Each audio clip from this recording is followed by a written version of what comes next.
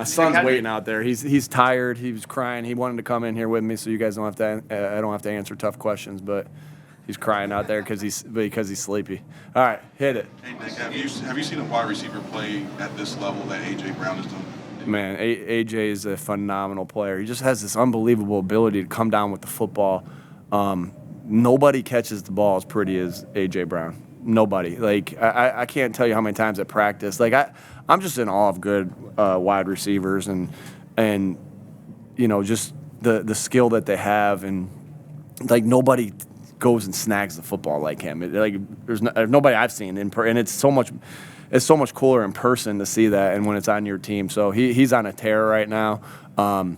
And the other guys are playing good too. Why is he on a tear? Well, because Devontae Smith's on one side, and Dallas Goedert is in the middle, and DeAndre Swift's in the backfield, and now Julio Jones over there. So appreciative of Howie. And man, I thought there was something I thought I would never say this, but I think this week at practice, AJ was having an unbelievable practice, and I went up to Mr. Laurie and I'm like, there's no way I ever thought this would have came out of my mouth. Thanks for the $100 million to pay AJ Brown. I really appreciate that. Like a guy from Jamestown, New York, I never thought I'd ever say, hey, thanks for the $100 million to pay AJ Brown. I think the number one ranked offense to just 17 points. We got a good defense. Great job to the defensive staff, first and foremost, to put them in positions to make plays. But at the end of the day, it's about the players making the plays. And so what I thought was we made them one-dimensional. Because that team, man, I can't tell you how much respect I have for Mike and his staff and those players. I mean, I talk about the guy that's the prettiest catching the ball in A.J. Brown. I ain't never seen anybody as fast as Tyreek Hill in person. Like, I mean, damn. He's fast as hell. And so, like, but great job by our DBs. We knew he was going to get some plays and this and that, but, starts with our defensive line and being able to apply pressure, which I thought we did. And the DBs did a good job of making him hold the ball a tick when we're able to get home. But it started with making them one-dimensional. And I think you saw some good things there with Hassan, with the way they kind of stopped the toss crack play and set the edge, because they've been highly successful on that play. And Mike did a good job of getting it going because he ended up hitting a couple. They ended up hitting a couple by disguising it and not tossing it and handing it behind. Like, I can't tell you how much respect I got for that staff. But great job by our defensive staff. Great job by our defensive players. What does it say about Sean Desai, though, that he's been able to do this with so many injuries in that secondary? Yeah, I mean, you see why we hired him, right? We knew the type of guy we were getting. I just think he's done a phenomenal job of, what I think he's just done such a good job of is what I admire of any coach, adapting to the personnel that you have. And I think he's done that, and we'll continue to look to climb. But Sean has done a great job of putting the guys in positions to make plays, and our defensive staff, they all contribute to that. So hats off to all of them, and obviously hats off to Howie because it's all about the players, and we're doing a great job up front. Again, Hassan Reddick doesn't have to sack the quarterback to affect the game. Josh Sweat, same thing. Being able to, and again, I'll have to watch the tape, but just live, it looked like those two guys had an unbelievable game. Nick, why did you on the 4th-and-1 play from your own 26? It looked like you needed a little time to think about whether you wanted to go for it or not. I didn't know what the down and distance was exactly. I think, initially I thought it was a little bit further back than it was, and then I got a good look of where the spot was. I probably should have been I didn't love that I had to call a timeout there, but I had to get a second look at where the spot was. I thought initially it was 2, but it was more like a yard, and I thought to myself, well, I'd be crazy if I don't go for it on 4th-and-1 with the type of guys that we have. And so, again, it goes back to the dudes that we got and making the play. What kind of psychological edge do you think it gives you guys that you can run that play? It's 1st and 9 every down. Every first down is 1st and 9. Knowing that if you get to 4th and 1, a lot of faith in that play. So it was awesome. Again, just Jason Kelsey starts it off. Jalen Hurts, is right there. Haven't been able to drive because you've seen it, right? You've seen it across the league that people can't do it like we can do it.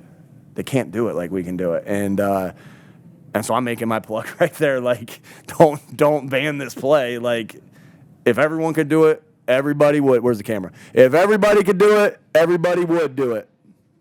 It looked like he got banged up. AJ alluded Yeah. to it. Rob, I know you're not here every day when we're with the local media. I'm probably not giving you that information. We'll see. I got to talk to the trainers. I got to talk to Jalen. We'll get him in tomorrow. John's going to ask me tomorrow.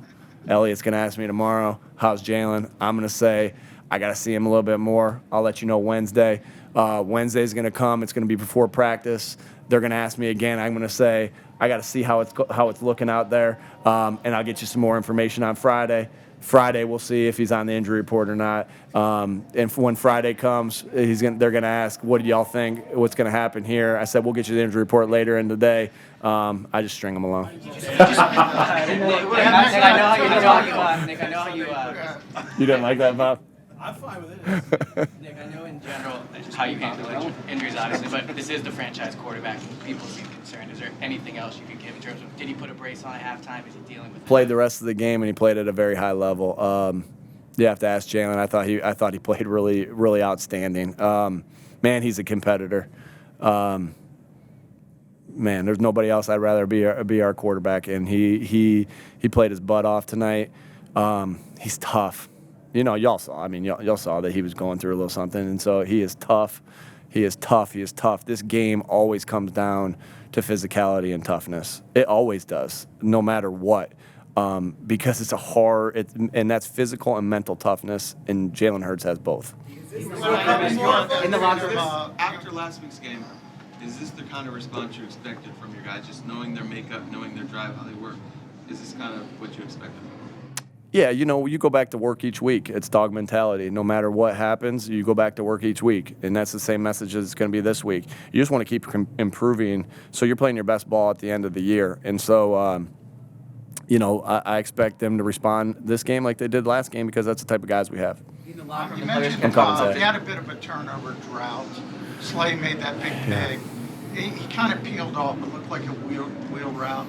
I don't know how good of a look you saw at it, but is that more football IQ play, athleticism? What makes Yeah, I mean, Slay has it all, right? Football IQ, athletic ability. I can't tell you how good of a leader Darius Slay is. And he'll be mad that I said Darius Slay, but I can't tell you how big of a leader he is. Like, I'm so glad he's on this football team. I'm so glad he's a captain because he works at it. He works to bring the young guys up.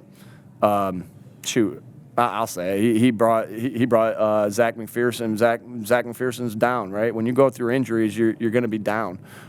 It's tough. He brought him to the baseball game the other day to spend time with him. Like, and that's something you guys want to know. And I feel comfortable saying that because I just want people to know how good of a player he is. Everyone knows how good of a player he is. He's tough. I just want everyone to know how good of a leader he is, and that when you have good leaders on your football team, you'll be able to handle the ups and downs of a season. And we got great leaders on this football team. Last one, Zach. In the locker room, the players kept talking about physicality. How did that factor into your messaging this week? Yeah, I mean, our whole talk this week was about details and physicality, right? We lost on we did some things last week, detail-wise, that we want back. And, you know, when we talk about details, it's like, hey, we got all the talent we need in this room.